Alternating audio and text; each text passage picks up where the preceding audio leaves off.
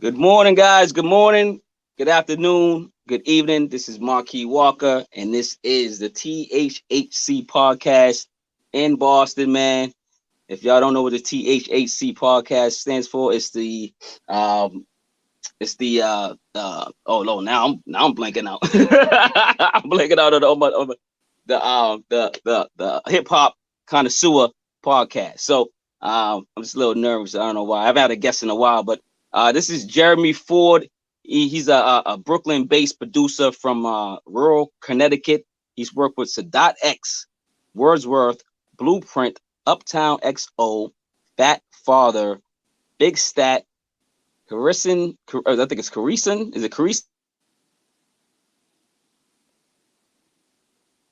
Oh, I think you froze, man. Hello? Oh, you're back. You're back. Am I back? Oh, for a second. Oh, we must have frozen. Okay. All right. I was trying to pronounce the name. Was it Garrison Elijah? Oh, yes, that's right. Yep. Okay.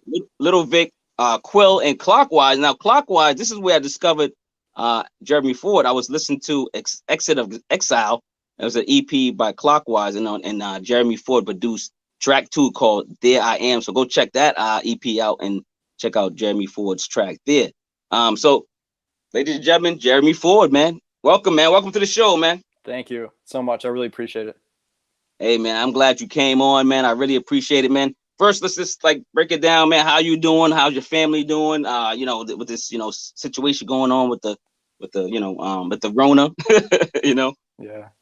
Yeah. So, I mean, I feel fortunate that no one in my immediate family has been affected. My mother actually works in like a retirement community, so it's super sensitive there. So I haven't seen her that often because I have to almost pretend like I have it. I don't want to. If I was to spread it to her or she was to spread it on from there, it could be really disastrous. So I haven't seen my family that often. But anyway, yeah, no deaths in my immediate family. So I'm really grateful for that. Some people in my extended network, but that's great to hear. I mean, maybe you're still network. I mean, that's condolences to them as well. But yeah, we're always on here. Like most of my podcasts or whatever. If I'm doing even videos of reviews, sometimes I just get carried away because I'm thinking about the world and I'm thinking about the pandemic and I'm thinking about just people, stories and stuff like that. So I always got to ask my guests, man, how you doing? How you really doing?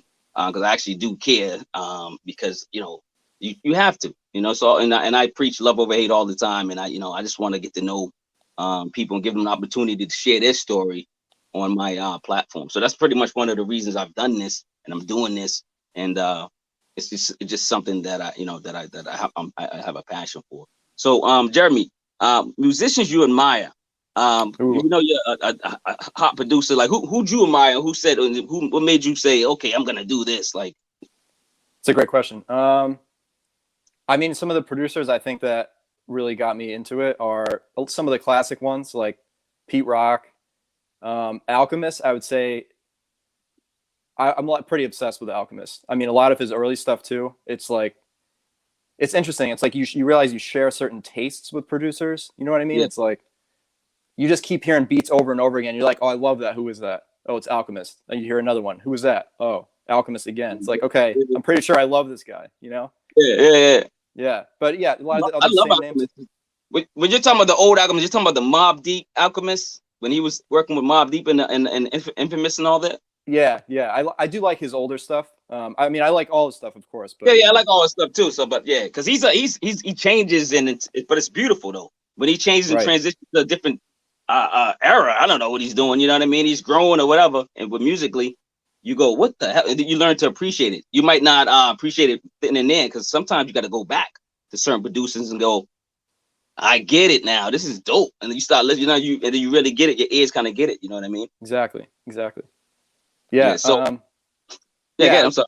No, that's okay. Yeah, I'm mostly a lot of the classics like Premier. Huge Premier fan. I know, right? Just amazing. Yeah. He's another one of the like such a signature sound, and there's just so many. If there's a producer where like there's one or two beats that you like and they have a big catalog, it's harder to to say that you truly like that one. But someone like Premier is just hit after hit after hit. Listen, I was talking about Premier recently. I'm not sure what I was viewing. I don't know if I just know I got to do something on Premier. because I just started like listening to his catalog, from when he started, just with Gangstar alone. Just with Gangstar alone should make him a classic producer, best producer. I think he's I think he's the best producer. Like now, like you're gonna have to catch up. Whoever's good, just like whoever's the best producer is going to have to catch up. His catalog is so deep, people forget about it. People completely forget about let's say Alchemist, Premier. Yeah. You know what I'm saying? Premier is incredible. Incredible. And what's so interesting about his sound too is that a lot of his older beats sound so minimal, and then your first thought is like, oh, that was probably pretty easy to make. And then I've actually tried to mimic certain producers, right? Yeah, exactly. And it's hard. Like it places, because he's using so few elements sometimes, every element is so well thought out. And it's like if he chooses a snare that doesn't fit, it's going to stick out like a sore thumb. So it's like the fact that everything blends so well and there's only a few elements. Yeah. It's harder than it sounds. Listen, I know, man. Listen, dude, nothing's easy in life, man. I don't care. If the way he positions himself in hip hop, he deserves to be, carved in, the Mount Rushmore of whatever we're gonna come up with, in the future, right? You know what I mean? He's just already set in stone, and he's up there, man. But he's up there with, like I say, he's the best for me right now. For me, my opinion, he's the best producer ever. And yes, we got Dre up there, and you got Diamond D, and you got a lot of whoever, age, whatever, all these producers. But it's just, if you really think about DJ Premier's catalog, man, it's he does rock music, anything, all types of stuff. He's not just doing rap; he's doing rock music, all types of stuff. Versatile dude. It's insane. It's insane. And you be like, nah, that's Premier. Right. Yo, that's Premier. Everything's Premier. You know what I'm saying? Like, you know what I mean? So what artists do you picture on your tracks? Like, because I always thought producers, like when they're doing tracks, they go, when they finish the track, they go, Bob D should be on that. Or they 100%. Play another one. Oh, MOP should be on that. And do you do that, or like? Totally do that. Yeah, but so I mean, a lot of times my process is I don't really like go out, setting to make a beat for a specific MC. It's I guess I'm lucky in the sense that I just can be like random about it. Like wherever a sample lends me is what I will go with. But then you're right. Like in the middle of the beat, a lot of times I'm like, okay, I could hear something. And the last beat I was making, I didn't publish it yet, but I heard LP and Killer Mike on it immediately because I had like some 808 and like it was really fat, had those like 16th note hi-hats, and it was I a lot of times when that happens, I'll actually just like put it in my Instagram story and just tag the person. So I was like, LP, Killer Mike, like you need this or whatever, and no one ever responds, and that's fine. Well, keep doing that because keep doing that. Eventually they will say, hold on, let me see what this beat's about. What's going on? And they're gonna be like, wait a minute. And they're gonna be like, I probably can get it cheaper than like a Timbaland beat, and then because it's better than the Timbaland beat. Not saying Timbaland is washed up, but I'm just saying you make great music. So like speaking of your music, let's go through your catalog, and throughout your catalog, of course we're gonna go back to questions back and forth. This is first time I'm doing this, and I just wanted to do this, and I'm like I said, I'm thanking you again for actually being my first person of interest to do this. But I think it'll work out well. I think it's we'll just go break down the album, line for line, track for track, and then I'll give my opinion. Then you give your opinion, and then we go from there and just have fun with it. You know what I'm saying? Sounds good. Yeah. So Jeremy Ford, Self Seekers, December 18, 2020, 48 minutes, 45 seconds. I would like to talk about the title first. Self Seekers, like where'd you come up with the title? What made you come up with this concept of the album? Can you explain a little bit about the album before we even dive into it? Yeah, that's a multifaceted thing. It was really personal mostly at first because, as you start to get older, well, I'll speak for myself, I don't know other people. As I start to get older, I think I'm realizing like I spent a lot of my time not exactly knowing who I was, just kind of like being a people pleaser, which is a term I recently came across that was like, that's me totally, Yeah. but it's just the way I am. And I think when you do that for so long, it's like you're not doing things your way. You're like conforming to people's expectations and stuff. It took me like years to realize that. So I think that was part of it. And then, musically, I have an interesting relationship with hip hop where, I'm from, like you mentioned, I'm from rural Connecticut. So like, I don't know anything about the stuff like Mobb Deep's talking about, you know what I mean? And I respect what they're talking about, but there's a little bit of an identity crisis there for me. Right. So it's like, I'm attracted to the sound of this. I'm attracted to everything about it. It just vibes with me. Like for whatever reason, I just love it. But there's like a little bit of imposter syndrome there. It's like, who am I to be involved in like some music like of that type? I can't identify with it. So like that kind of grappling is like something I've kind of always struggled with a little bit. And I've landed on just making the music anyway, because I just have to. It like happens. It just kind of comes out. Anyway, so that's like the personal side. And then the more I've just talked to people, like I feel like there's a lot of people that maybe don't really know themselves, or, in a similar boat as I am / was. And then there's also the topic of like influence from ads and all this stuff like we're seeing on Instagram and everything. And I think it changes who people really are. I don't know if people know who they are or not. Like, I'm not really sure, but it seemed like a big enough topic, and there was so many, like when I was digging for samples, for all this, there's a lot of like little vocal snippets and stuff you probably heard that touch on this stuff, right? Like self-discovery, self-actualization, like anonymity, and like all that stuff. And I found so many samples. It validated the concept. I was like, if all these people are talking about this, like it has to be a thing. Yeah. So. No, it's really deep, and it's funny because like I'll be honest, I do listen to instrumental albums. I just never reviewed them, right? And then when we started talking behind the scenes, and you kind of I decided to do it. I said, man, when I started listening to this album, I said, man, this is not even it's more than an instrumental to me. It told a story. It seemed like it told a story throughout. I don't know. I don't know if I'm not bullshitting. I'm like I felt like the title. I said Train for Self-Seekers. Let me see what's going on. Whatever. I put it on, right? And then I'm listening to the intro. I'm like, oh, he's doing a little funny thing with the skit thing. You know what I'm saying? So the first one is pronounced what is it? Pseudonyms. Pseudonyms. I'm saying it so many different ways, but pseudonyms, the intro, right? We'll start off with number one. It's basically like a play on nicknames and stuff like that. And so what I thought of it, like I just thought it was like a skit of with the jazz in the background, and I thought it was like it was meant to be funny. Now was it meant to be a funny thing? Because or did you pick one of those names? No, it was you. First of all, what you said, I'm glad about what you said about the story thing, because that's the way it was in my head. So to hear that it came out that way, it's like pretty remarkable.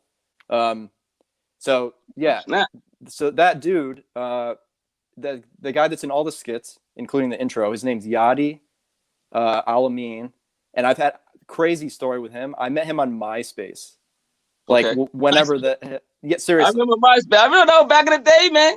Dude, crazy. Not too long ago. I spent so many hours on I mean, we all did, right? But I met all day.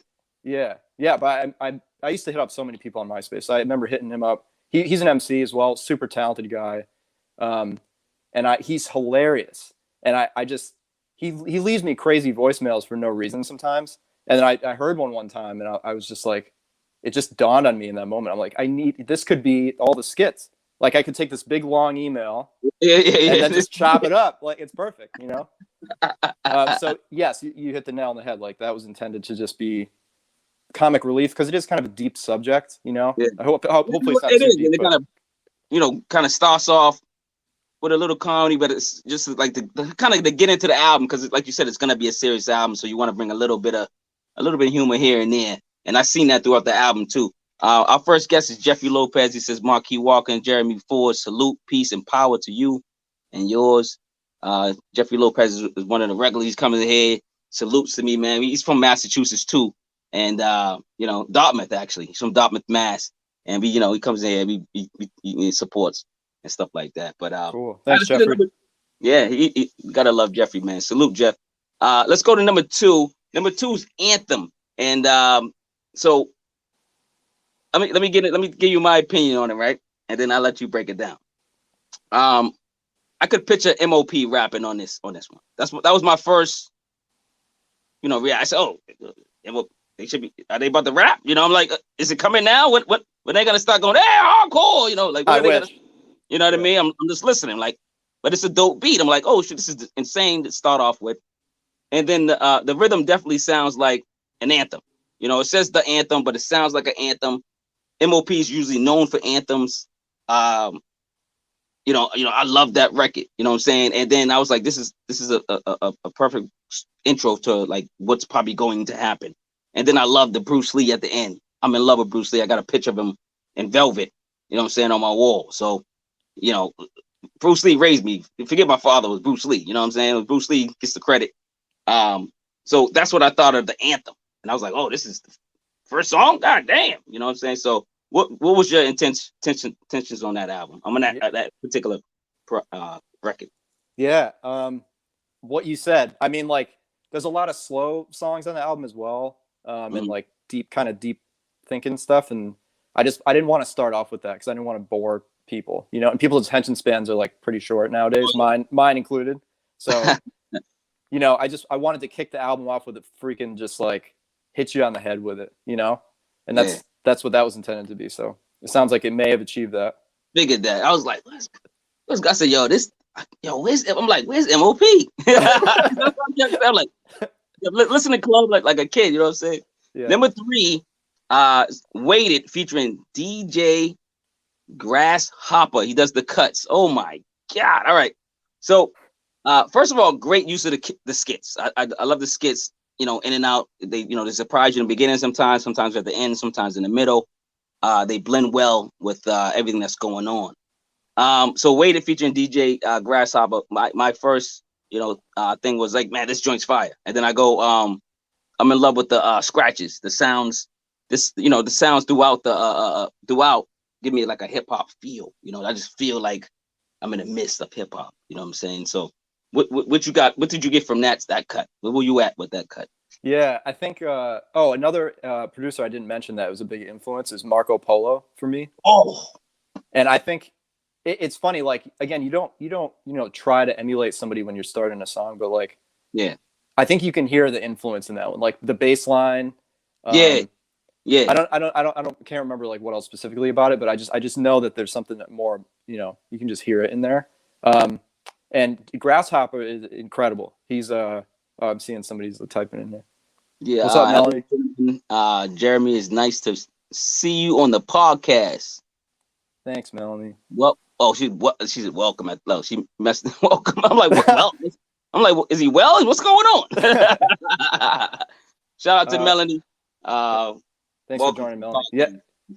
Yeah. So I mean, some of the songs in the album, they have more of a concept, and some of them are almost just like beat tape type of tracks. And I think this one does have a little bit of a concept. It's called Waited because it was actually part of that personal story for me I was talking about, where, I've actually been making beats for a long time, like maybe, I don't know, 15 years or something, like kind of on and off.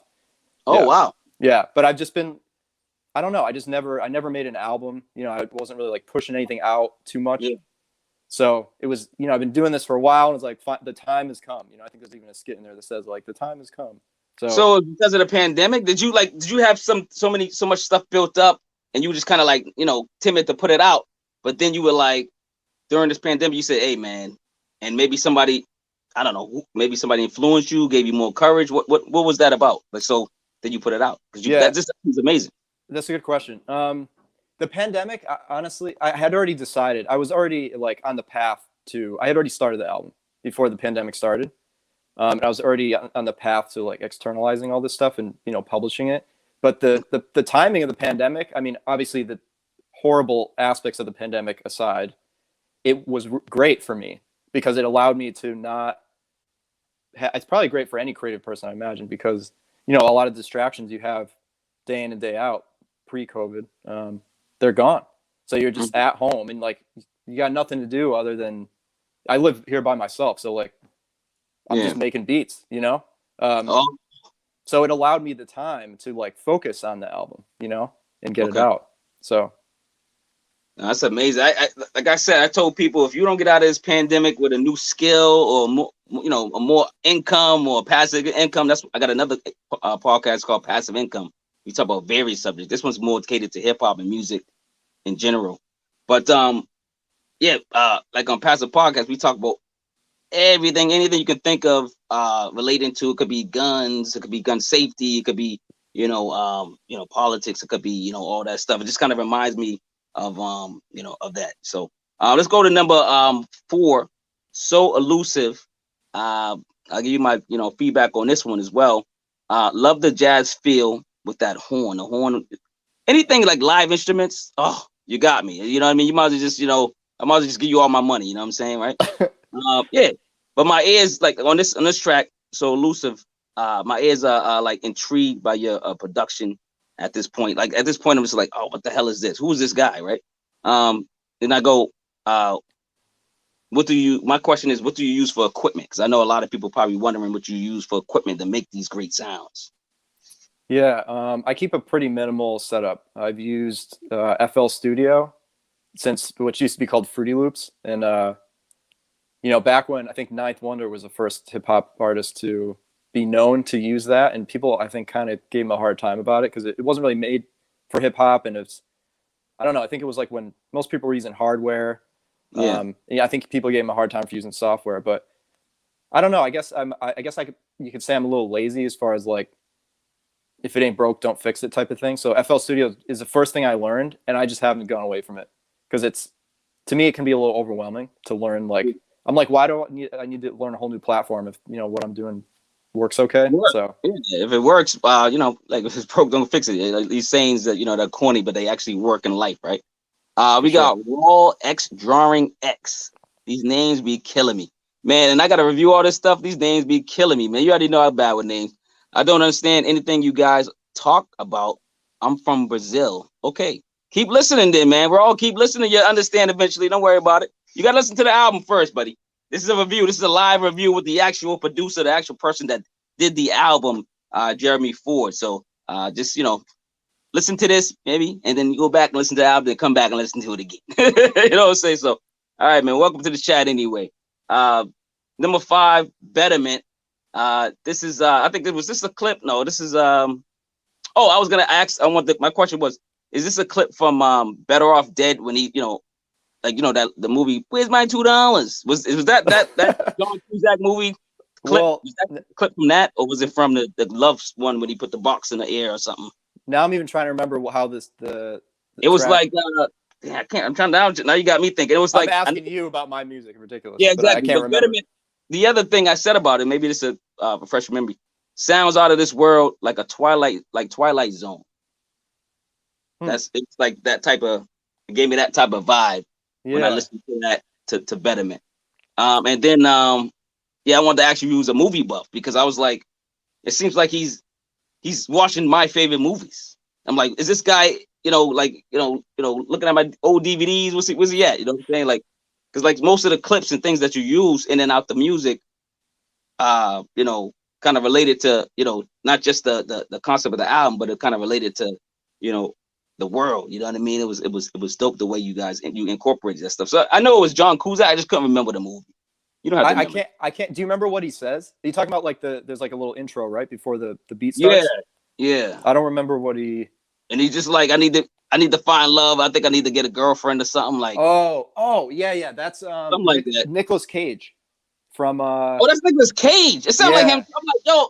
I'm like, who is this? Is that because I'm thinking it was? I'm like, is that Nicolas Cage or John Cusack? But I'm like, that sounds like John Cusack. Yeah, I remember now. It's from Adaptation. I don't know if you ever saw that one. Yeah. Okay. No, I did see that because I'm thinking like, so I'm driving myself crazy thinking it's John Cusack, and I'm going, all his damn movies, but I can't remember what this is from. Yeah. Oh my God, wait, I wrote it down like, yo, what's this? Nah, he's gonna answer this question. Like, I need to know. Yeah. This is for me. Got nothing to do with nobody else. Sample hunting was so fun with this because I was I don't know, like I didn't have a deadline up for myself on the project, so it allowed me to I could be watching something and I hear something, that fits the concept. I'm like using it. I got it. Yeah. Now, how's that work though? Like when say I know I could be asking these same questions. My cousin, he's just started producing, but like when you use clips, it depends on how long you use. You might have to pay for it. Like, how's that work? I Or don't you know got if to you get want to get into this. no, if, a simple version. No, You got I anything? mean, well, I mean, legally, you know, I could probably get in a lot of trouble for what I've done because, you know, I don't have clearances and a lot of that stuff. So for most of it, for a lot of the melodies and stuff that's in the beats themselves, you know, I try to obscure them enough so that no one would ever know what they are. So they're like reversed or pitched up or down or just like chopped to oblivion. Yeah. But I mean, so that stuff I'm not so worried about. But whoever, you know, maybe it was Paramount or Magnolia, whoever made adaptation, like they could, if they're out there, they could definitely come after me. But you know, a lot of people in the music industry I've talked to about this topic have just said, just do it, just put it out there, and then you know, if you run into an issue at that point, it's probably a good problem to have. So that's the way I've approached it. I mean, maybe you'll be talking to me in a month and I'm like in jail, but I know you probably be more famous and you won't be on the show no more. I'll be like, God damn it, he was on my show. No, man. I would love to come back anytime. But yeah, let's get it out now. Number 6 was the interlude. It was that called That Dude. It was an interlude. It was a skit on a man explaining he changes and then the will change. So he was talking about changing in like a minute, changing in 30 seconds, I think, changing in 10 seconds. I found that like, where'd you get that from? Because I found that interesting. Because I'm like, at first I'm like disagreeing with him. I'm like, you can't really change it. And I started thinking, yes, you can change in a minute. You can change in a second. You can change it. I'm like, oh snap! Like, you know, that was kind of woke me up a little bit when I was listening to that. Yeah, that's that dude Yachty that I mentioned that I met on MySpace. So that was him again. Yeah, so he's hilarious, man. So he's super deep, and he's also funny. So it's a great combination. But I essentially I asked him to leave me a really long voicemail and just go on some, I don't know, like a diatribe, like a rant. Yeah. And he's so good. He's like amazing at improv. So like he probably didn't write any of that down. He's incredible. Yeah. So anyway, he did that, and all those skits. All those skits are just little bits of him talking about identity, self-discovery, and all that stuff. I love it. It just fits the album so beautifully and stuff. Number 8, Settle Down Happily. Right. Sounds like each beat has an identity. Like for some reason, I was just like, what is going on? What the hell is going on with these beats? They all sound like it. Oh my God, like the superheroes or something, right? So, and then I go, the question is, who would you want to work with after you answer the question about this? After you explain the regimen of the song. So settle down. Like I just felt that with this song. Do you have any background on Settle Down Happily? Any thoughts on that? Yeah. This one was another, you know, conceptual one. I think that was a personal thing. So this one is a little bit about identity, but also about like dating and like partnership, you know, in general. And I actually, it's funny. I have another song called Jaded Daters, which I did not put on the album, but I may in the future. I may use it. Yeah, but what I really liked about, so there's a little vocal snippet in the middle of that song where there's a guy. I won't say who it is because I don't want to get sued for that either.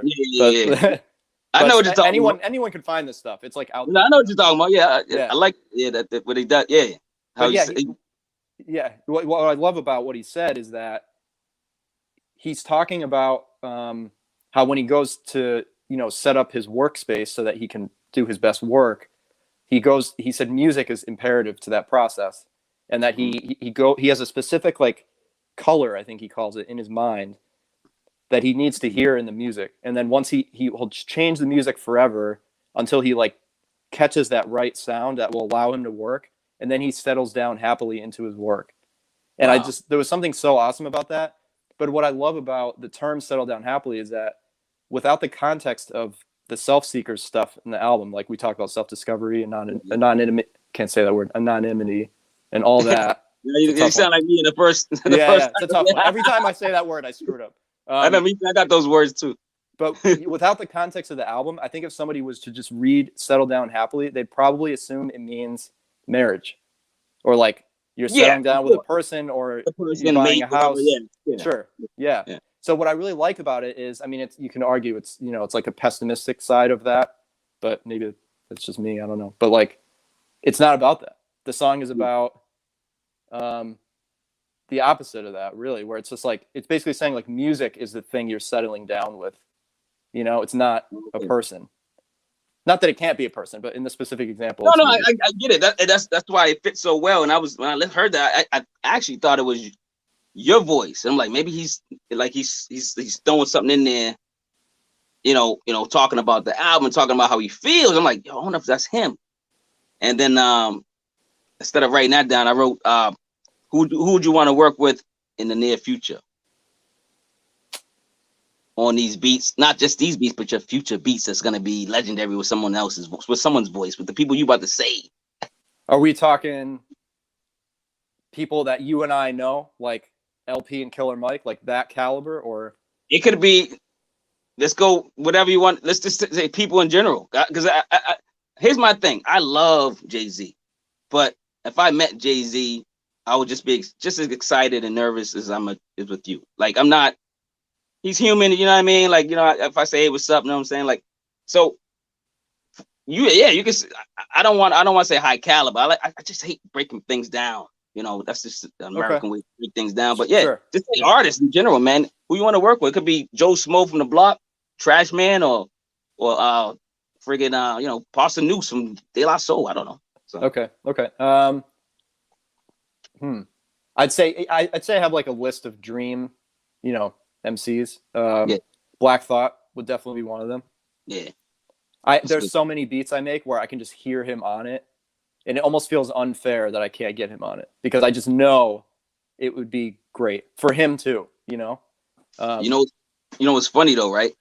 I was gonna do. I said, yo, I should write down all the MCs that I feel perfect for these beats, right? But I didn't want to like do that, because I was like, you're gonna be like, then in your mind you might start thinking about those MCs on your beats. I said, nah, I ain't gonna mess up his head, right?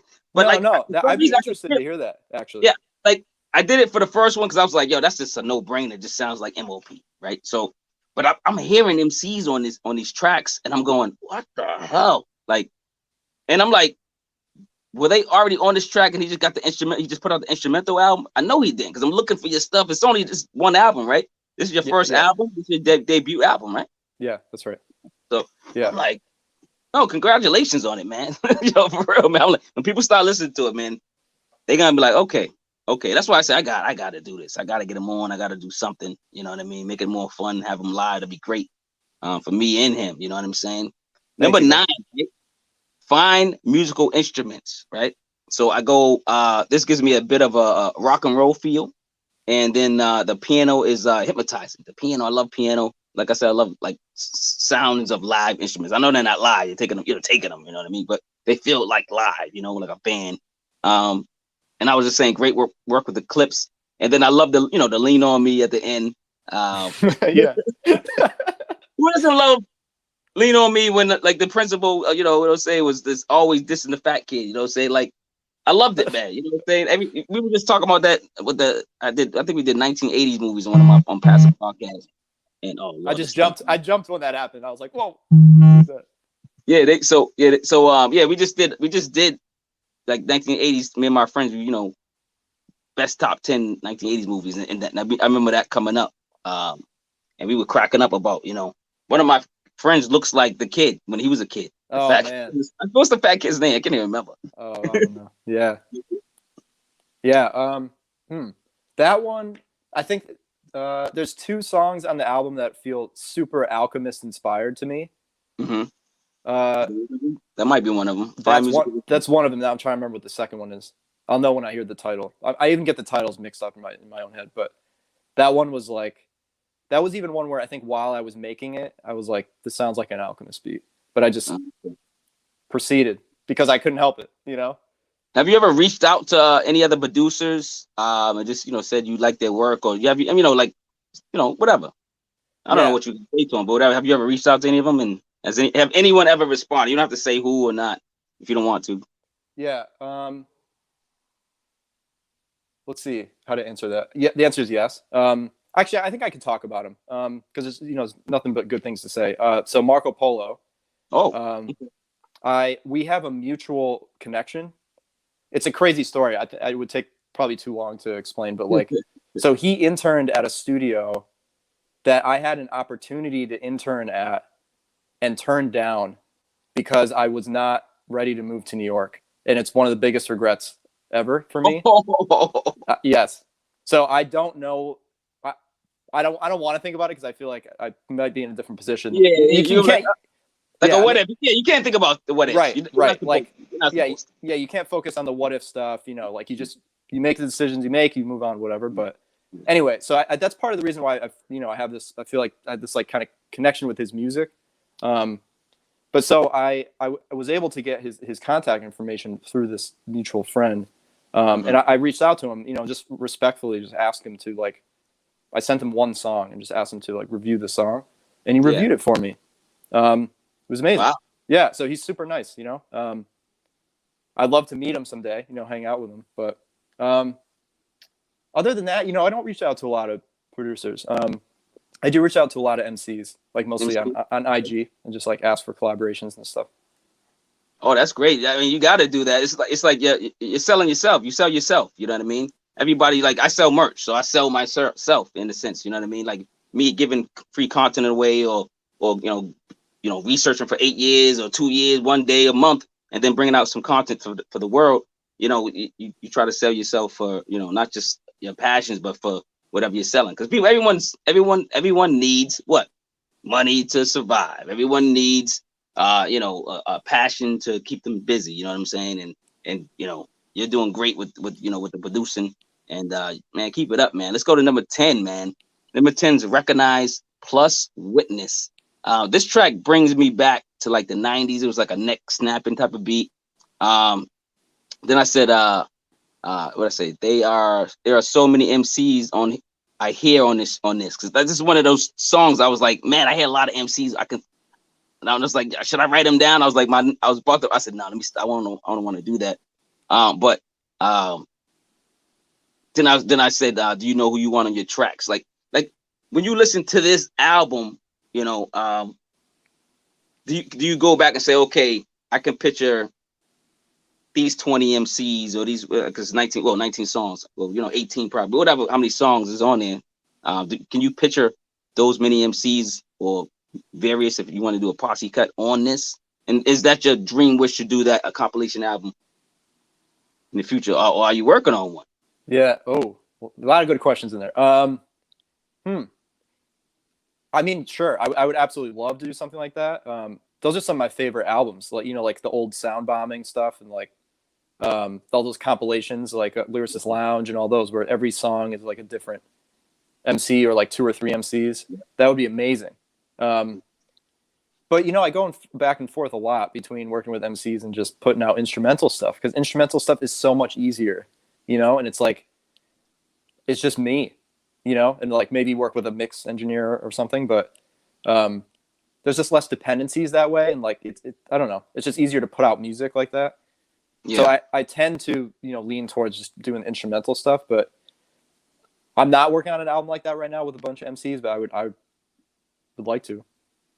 So even this album alone, right? Like, what if someone said, like Rome Streets, he's a hot rapper that's rhyming now, or Shay Noor said, hey, let me get that let me get track 9 or whatever.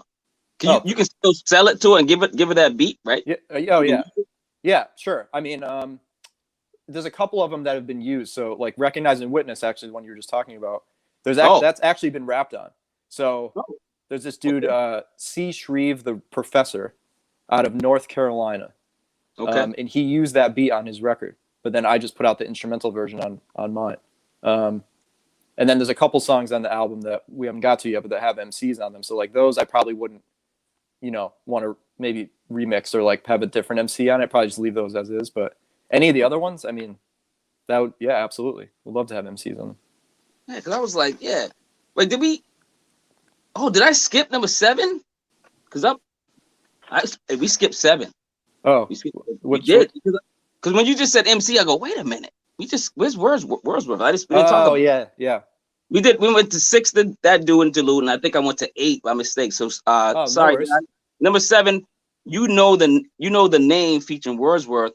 Now I wrote is this a rapping interlude for your music, right?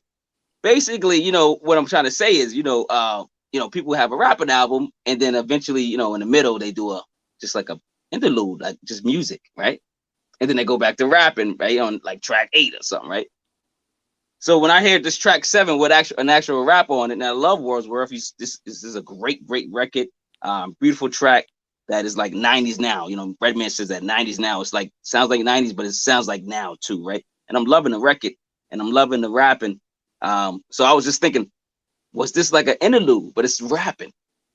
Yes. You know what I mean? The verse, dude, you getting it, and you know my whole like purpose here. Like, I think you got the strategy. I'm like, that's exactly what it is. What? But it's just, okay. Yeah, because it's an instrumental album, but I don't know. I felt like it could get maybe boring for some people. So I just wanted to. Album. Yeah, exactly. Yeah. So I just wanted to have a couple tracks, like kind of right. It's almost like It's almost like the album split into thirds. Yeah, because yeah. It's so like it's like the intro, then it's like 1, 2, 3, 4, 5, like 6. Well, yeah. Oh, 5. Yes, 5 tracks, and then then it happens. That does it. Yeah. Then that comes in. 6 tracks. That's crazy. I'm like, it's gotta be. I'm gonna ask him. No, so, you're right. All right. So 8 settled down happily. We already did 9. Fine musical instruments.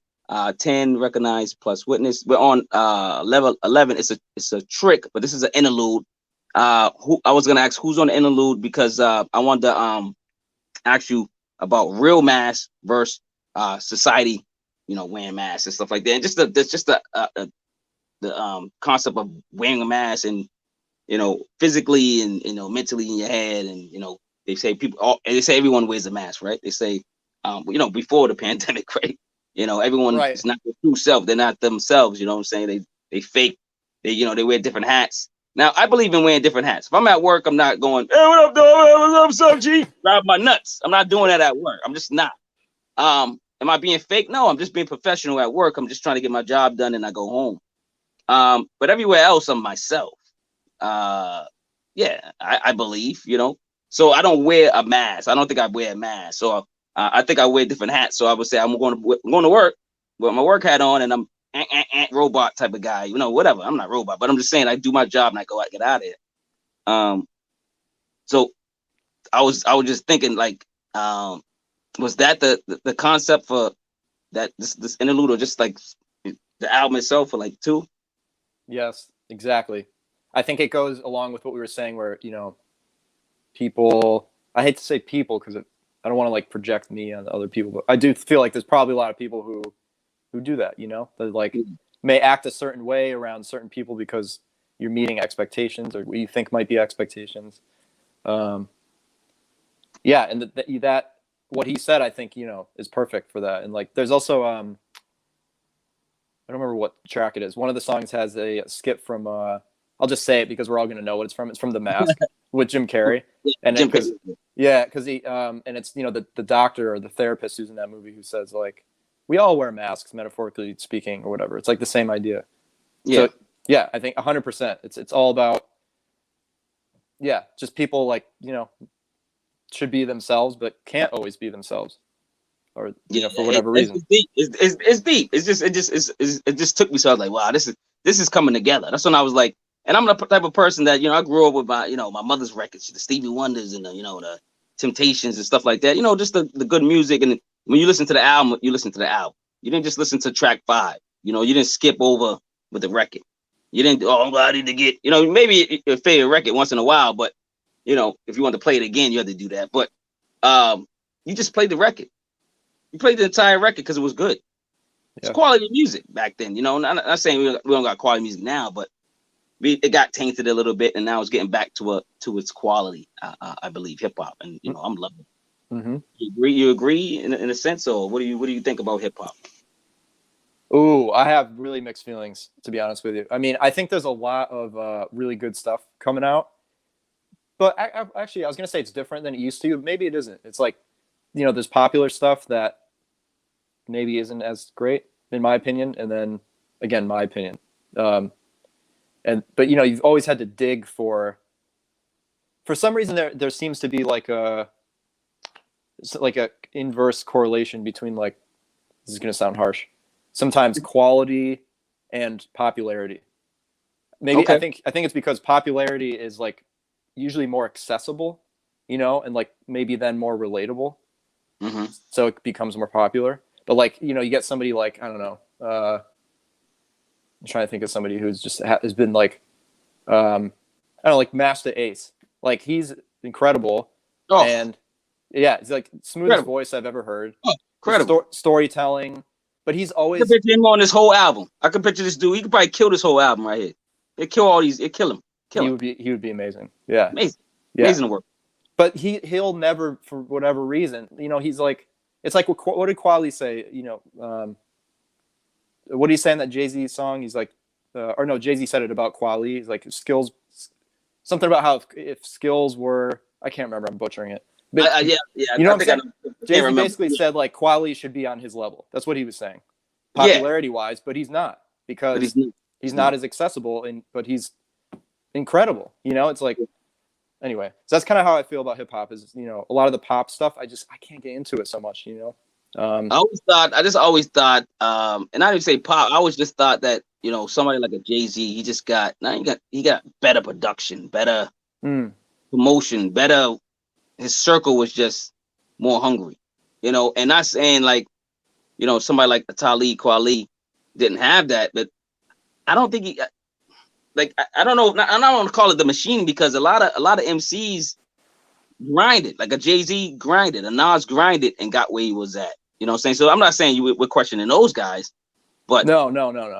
But this I see what you're saying. If somebody just came out with a pop song, like one record, and he's the best known rapper around the world, that's different. That's when we're like, oh, who's this guy with the one hit wonder record with him singing about shoes or something stupid, right? Right. Yeah, I get that, but like, yes, this artist that actually, that are actually revising their careers now, like a Nas. He just won a Grammy. Did you watch the Grammys? No, I didn't, but I saw that, and that's amazing. And I feel like I should maybe clarify what I said, because like Nas, you could argue is pop, in that he's a popular rap artist, and I'm not saying he's.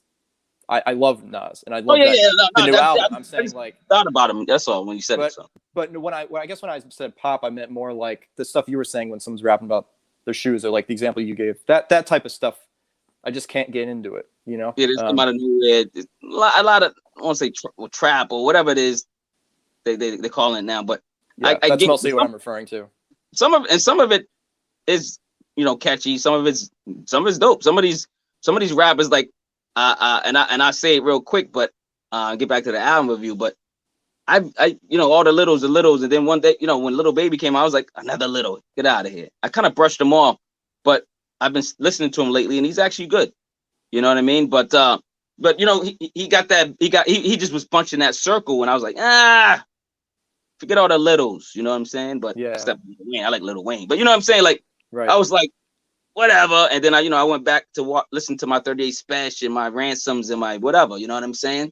So, but then I started hearing like a little bit more Little Baby, and I'm like, okay, let me try and listen to him again, and I said, okay, he's not that bad, you know what I'm saying? Some of his stuff's actually good, but let's get back to the album, right?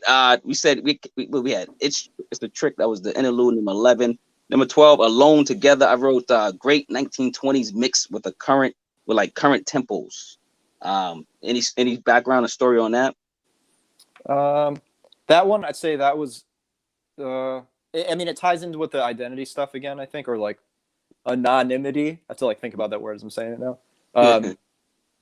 That was mostly inspired by living in the city, I think, So I moved to Brooklyn about 10 years ago, and, coming from rural Connecticut was like a huge... It was like a slap in the face. It's just all of a sudden, oh yeah, yeah. I mean, you're on a train and there's like someone's armpit in your eye and like whatever.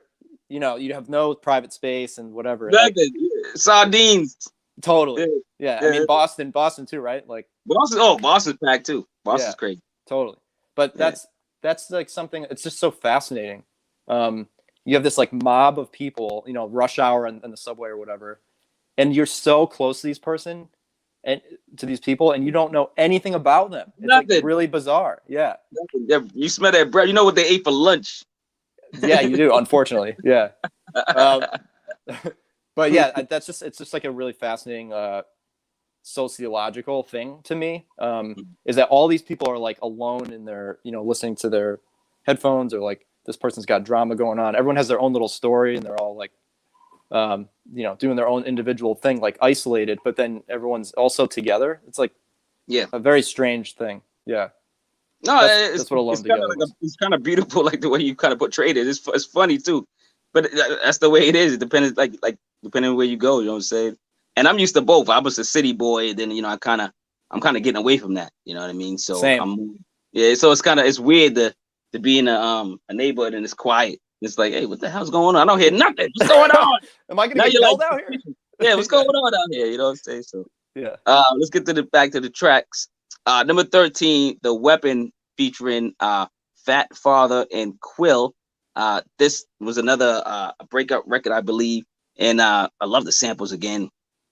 They feel like they belong on this track. The rappers, I just felt like they just the words, just the way they bodied the beat, man. It was incredible. Artist flow, and to sing effortlessly on a solid beat. It just felt good. It just felt like a great song. You know what I mean? I'm like, this is great. Who are these MCs?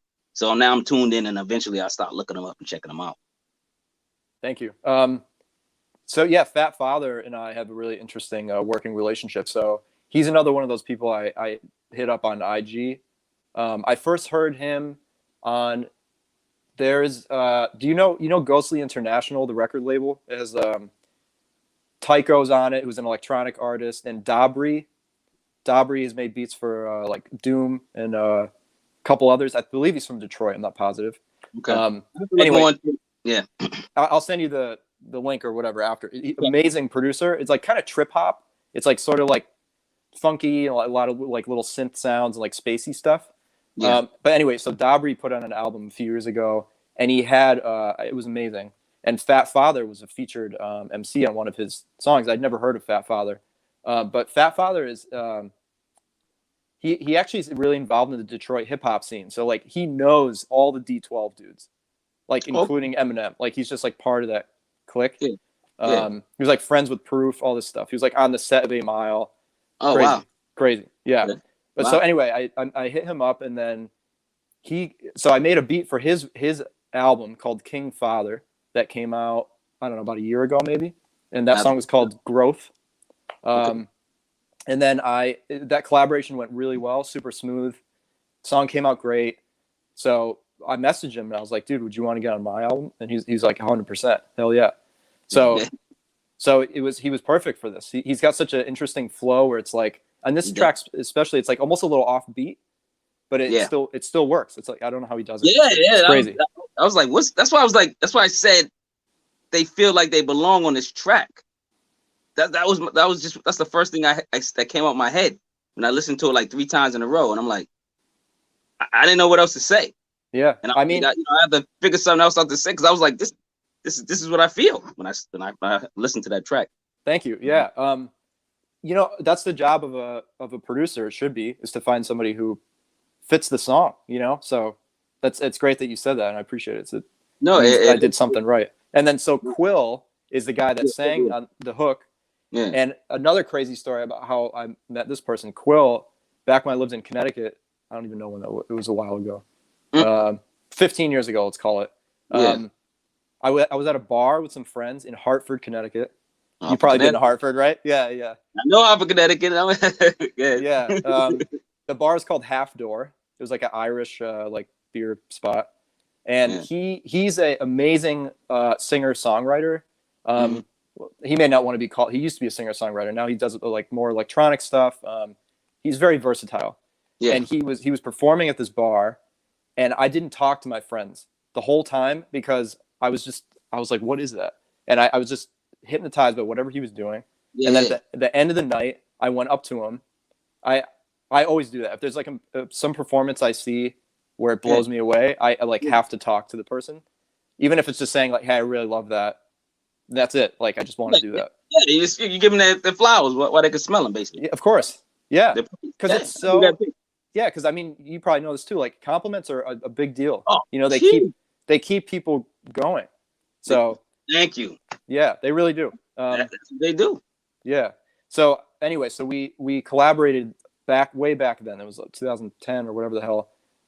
We've kept in touch. So you know, this whole time we've only met in person like twice, which is crazy. Okay. But after I had Fat Father on it, I was thinking about who it felt like it needed singing in the hook. And I thought of him, and he was happy to help, and it came together. Man, great vocals, man. He killed it, man. I was like, what the hell? And that's what I was like. And then when I went to go search, because like I try not to talk to the artist too much because I want to like research and find stuff for myself, and then like kind of surprise you or something. You know that's what you're supposed to do as an interviewer, right? Mm-hmm. And I couldn't really find nothing on you, so I'm like, oh no, I'm gonna like, so I'm like, going crazy looking for questions to ask, but stuff comes to me naturally, so I try. I don't really actually stress out. I'm actually a calm dude, you know what I'm saying? So like, usually things come to me, and I just be like, oh, okay, then I write it down.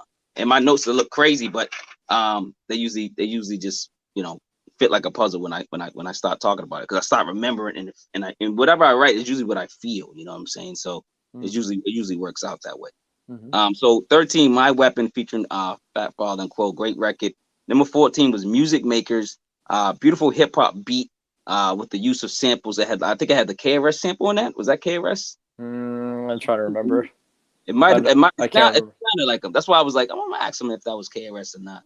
I can't remember. Don't worry about it. Don't worry about it. But it was just a great record in a way, like great use of samples. Number 15, OMG. Oh my God, of course. I know you sampled. It sounded like Q-Tip. It sounded like Biz Markie. Sampled a couple of popular "Oh my God" type of sayings. You know what I mean? To keep the record going. I like that. I said I need to hear my favorite MCs on this. I was just like, listen to it. I gotta hear I just kept listening. I just kept hearing my favorite MCs on this, like all types of people. But I was like, let me stop. Who did you hear on that? On this one, I did hear like an eclectic group, maybe like a Tribe Called Quest or like a De La Soul or like somebody that or even a Common or something like that. I felt somebody kind of like that on this one. But oh my God, even like a Buster, somebody, you know what I mean? So I don't know where were you going with that? I don't know. I don't know that one. I'm not really sure. Okay. Some of them I do, hear an MC on it. I don't know if I heard one on that. But I think that's another one that you can hear the Marco Polo influence. Okay. Because it has. I mean, I don't know how technical we want to get on like beat making stuff, but something he loves to do is he puts an open hi-hat on his snare, which I love. Like for whatever reason, I don't know. There's just certain like nuances of songs, certain drum sounds and stuff that you just tend to gravitate towards. Yeah. His drums are so good, and his drums come from sometimes live instruments. Like I think he actually. Some of them are like kits, and some of them when you're at that level, you can like hire a drummer to like. Hey, Donnie, come over here and real quick. Yeah, so yeah. So you get there, man. You get there. You have a whole orchestra back there doing your beats. You get there. Someday. Someday. Yeah. It's gonna be amazing, man. Let's go to number 16. Zazz. I put we need Rakim on this joint. I said it. I said we need Rakim on this joint. Then I said Jeremy got Zazz on this jazz horn track. Like, I'm listening to him. Yo, man. For some reason, it felt like that Rakim type of smooth flow. Like when he's he's doing mahogany or something. Like it just sounded like he's just about to grab that mic and just jump on stage with a light on him, and it's dark and we smoking cigarettes and stuff and weed in there in the club. I like that. That's what it felt like.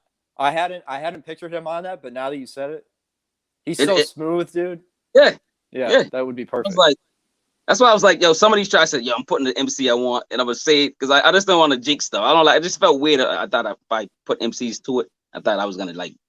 I thought I was gonna do something crazy. I was like, nah, I ain't gonna do it. No, but number 17, Mysticism outro. Is it Mysticism? I'm saying it right. Mysticism. Yeah, okay. Outro. Light jazz outro. with a poet signing out. So like, you know, it was like a poet signing. I like that. I like that record too. Anything about that record or? I don't think so. That's more just to kind of sum everything up because that's the last. The thing, like. Yeah, that's the last track before, you know, a couple instrumental versions of previous songs that we've heard.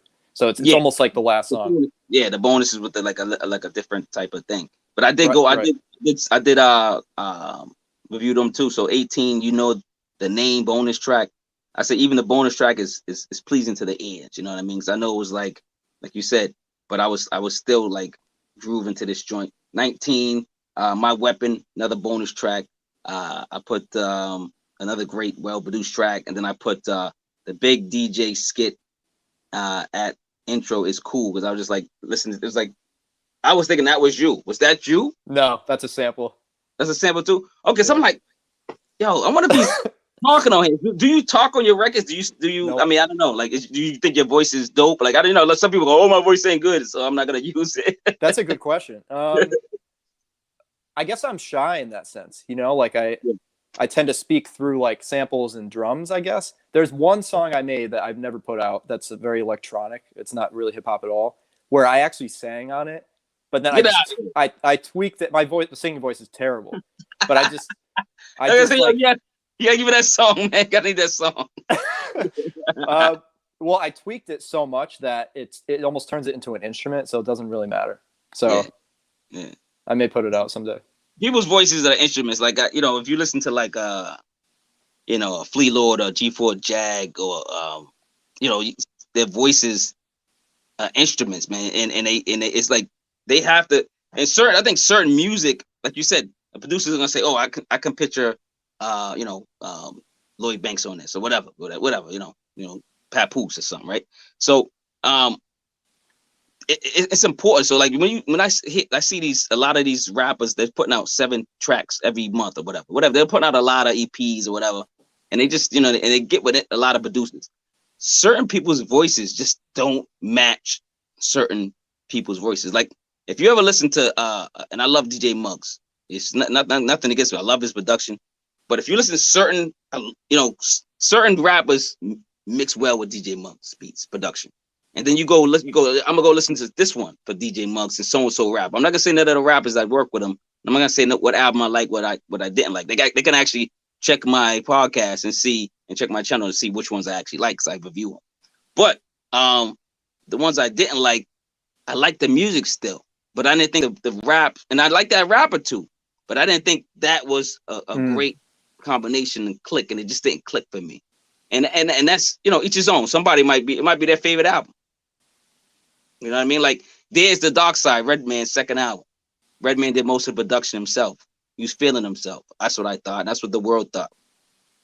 Wasn't one of his best albums. I didn't think so. But when I was doing a review on, which one did I do the review on just recently? But another Redman album, what was it? Dark Side, whatever album I did. But he, you know, someone was in the chat and was like, oh, there's The Dark Side's a classic. And I'm like, yeah, to you. You know, that's why I love talking about hip hop. We could discuss it, we disagree, but yeah, I was like, I couldn't feel that. I couldn't see that. I couldn't feel it. You know, it's subjective. That's what's great about it's art. Beautiful. Like, yeah. And everyone's entitled to their own opinion. You know, like I understand people get really offended nowadays if people are too sensitive. People are too sensitive these days. I think so. You gotta relax. I got the relax sign. Where I put the relax sign? I bring this out every once in a while. When it's necessary. When it's like 6 people on my screen and something's going crazy or somebody in the chat going crazy. Just like, y'all just gotta relax. Yeah. Go smoke some weed, man. I got, you know what I'm saying? I just finished my little joint, you know what I'm saying? I'm about to go roll up again. Relax. Yeah, chill. Relax. It ain't that difficult, man. Do you watch the NBA? A little bit. Yeah, I just saw the Nets got Blake Griffin, I saw. Yeah. Do you got a favorite team though? Do you root for anybody or? I feel like I'm obligated to be a Nets dude, you know, because I'm in Brooklyn. So yeah, but I honestly don't follow it so much. I do follow the highlights, so you know, I follow like House of Highlights on Instagram or something. I ain't gonna lie, I do too. I'm guilty of like I'm a huge Lakers fan, but I live in Boston. Don't ask. It's a long story. Just my uncles loved it. You know what I'm saying? I grew up around them. But Michael Cooper with the socks to his knees. I just love stuff like that. I love the Lakers. I've been a Laker fan since I was a child, and I'm not gonna change. I'm not I'm not a traitor. So and the Lakers been doing well. So it's not I just been fortunate. So yeah, I'm guilty too. I don't watch a lot of the full games. I might watch the highlight ones on YouTube. They show it's like 9-minute clip, but it's the whole game of just the shots going in. Yeah, I know. You know what I'm saying? Yeah. But yeah. Do you it's coming there? We already reached the hour mark. I did want to ask a couple more questions. One more question, real quick. It's about games. Do you play spades? No. You play domino? Is it? No. You mean like traditional spades is a card game, right? Spades is a card game. And dominoes, you mean like dominoes, bones? Okay. Yeah. No. Why? No. Those like I was gonna ask you, what do you play? Like, what do you? Is it board games for you? Trivia Pursuit? Like, what do you do? What's game for you? What's a game? I don't really play any games. Is that weird? Even when you was a kid, y'all never like. When I was a kid. Playing sure. like Life or like. Yeah. As a kid, yeah. I mean, I played everything. Yeah, we played like. Now you don't play games. Like, do you think they're like that's what they are, games, or do you don't find them like mentally challenging?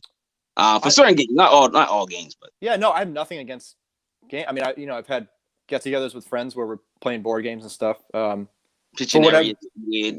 but for whatever reason, I just never got into it. Like, I don't know why. I mean, I guess I have a lot going on. So, there's like work full time, and then I sometimes do freelance design work, which is I'm in design. Like, anyway, that's like what I do besides music. Like, my paycheck comes from design.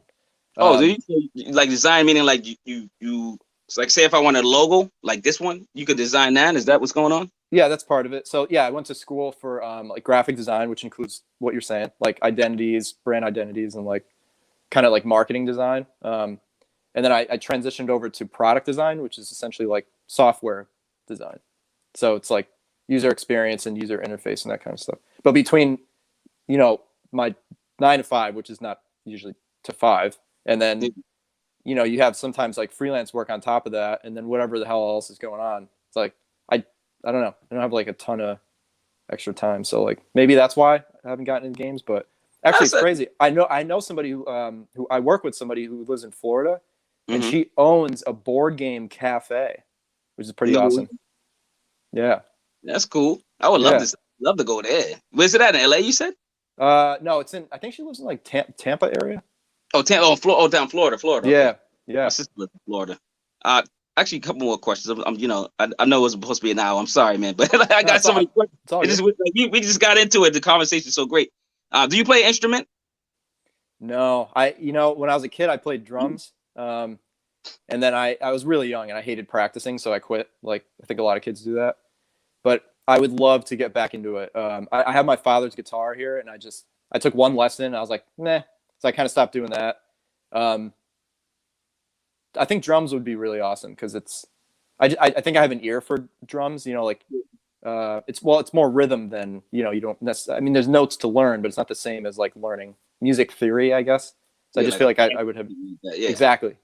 Yeah. So maybe I can get back into it, but no, I don't play. The reason I asked about instruments because I've heard by with numerous producers, because I just chat with everybody. You know what I'm saying? I'm just online. That's when people, and a lot of producers say when they learn an instrument, their craft gets better, or they just respect, or they just get their ears open up more to different sounds. Let's put it that way. It could be the drums you're playing, it could be your guitar you're playing, but to learn not just one, but just different instruments. You don't have to be a master of all. You could be, just know a little bit of everything. And I've heard it just masters your craft as a producer on the boards or whatever you're doing. And like you said, somebody can sample, a drum here, or they can have an actual drummer, and their drummer could be you. So in my mind, like, do you think that theory's true, or like? Oh, I'm sure. I don't see how it could hurt. I think you'd have a better understanding of like what might work. If anything, I don't know. If nothing else, it probably would help you in your workflow. Like, right now, because I don't know music theory, if I'm trying to play some kind of melody with like a synth or something, I don't really know how to do that. So I'm just like screwing around until I have something in my head, but I don't know how to play it immediately. So I have to iterate on it until it sounds how I want. But if I had, like you said, like, let's say I knew how to play piano, I could just do it probably You do much them real faster. quick and add it in or something like that. Yeah. Right. So yeah, I think that theory probably holds true. Work on it, man. Listen, I'm expanding my talents. I hope everyone else in my circle is doing the same thing, and I push them to do that. I push my friends and family in circle that want to listen to me. I push them to their limits, not their limits. I'm not really, all on them, but I try to, get their full potential out, out there. Who are your mentors? You have any mentors? Ooh, that's a good one. I guess I sort of credit this one dude to get me into hip hop production. His name was Hirsch, and I met him. So I went to Central Connecticut State University in New Britain, Connecticut, and I had a 2-hour hip hop show at the radio station. Okay. So I DJ'd this 2-hour hip hop show.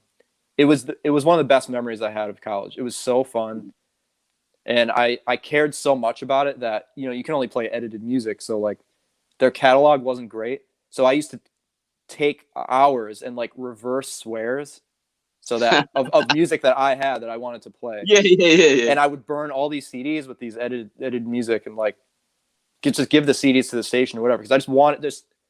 I have so like I don't know. There's just so much stuff I wanted to play that they didn't have. I was like, it's the only way, I guess. But anyway, tangent. So Hirsch was he had his own hip hop show at this station at CCSU, and I met him at that station, and I didn't know much about hip hop production at all, but he made beats, and when I talked to him about it, he introduced me to the idea of it, and he played me some of his stuff. I was like, that's amazing. How do you do this?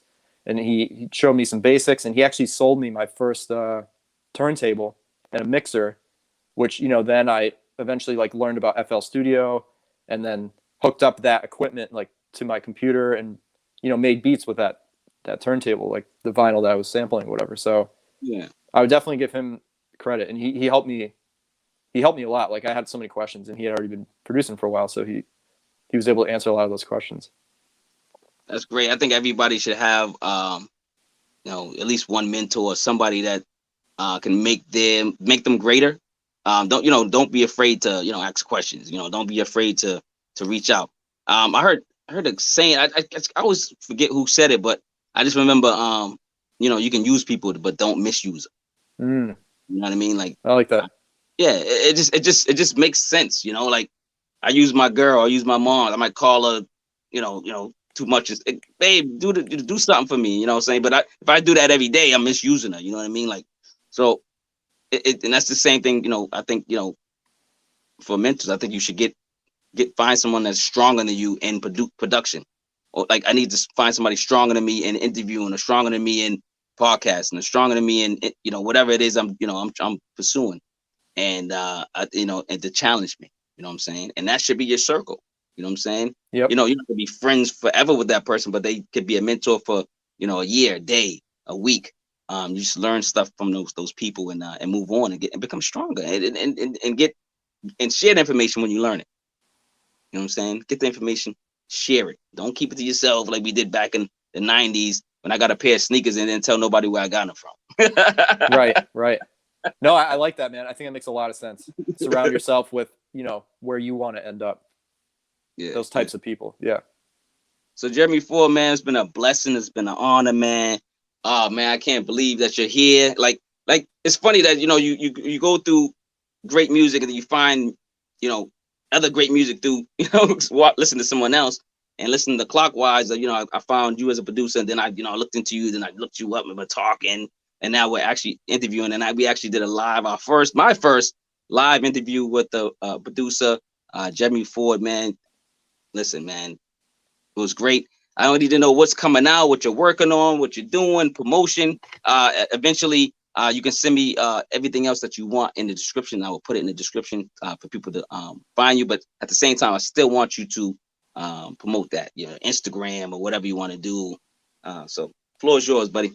You got it. Yeah, Marquis, thank you, man. This is really nice. I'm very grateful to be able to speak with you, and I'm glad that we talked after the Clockwise review. So yeah, no, you're doing a great thing. I love that you're so passionate about hip hop and, getting your voice out there. And I'm totally happy to support, and I hope I can come back on when I have another album.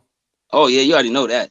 You already know you're welcome, man. Like you already in my ears, man. Listen, it was funny because just real quick, but I remember we was talking on Instagram, and I was like, no, dude, I listened to your album like 10 times already. I was surprised when you said that. Yeah, just like it just musically, like I can't even think of words, man. Just musically, sonic sounds great to my ears. It just like just fit well, and and for all occasions, like, it gets me in a mood, like, and it gets me in like a good mood, bad mood, good mood, but mostly a good mood. Like I'm really into that. I just feel it. It just feels like an album. Feels like a complete project. So hopefully everyone goes out and listens to this, man. You know what I'm saying? Stop playing around, fans. Everybody out here watching, please like, subscribe, and ring the notification bell.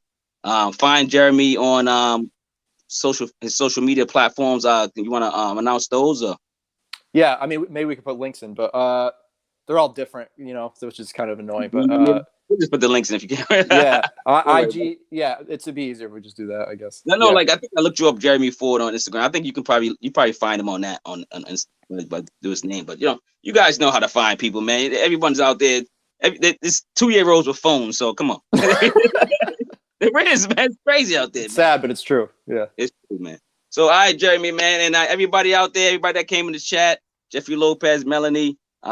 This was actually a spontaneous podcast. I usually do Sundays at 6 p.m. is the Passive Podcast, and I usually do the THHC podcast Friday nights at 8 p.m. Actually, still looking for a female host. Basically, she was my cousin. She's been avoiding me, and I'm looking for another host for this show actually. So we can have the female and the male perspective of just hip hop in general, whatever, and just reviewing people and stuff like that. But so yeah, man, thanks a lot, man. I appreciate it, man. Thanks again for coming on, and everybody, salute. Boston, man. Beantown, baby. Thank you. We'll talk soon. All right, bye, man. Peace. See ya.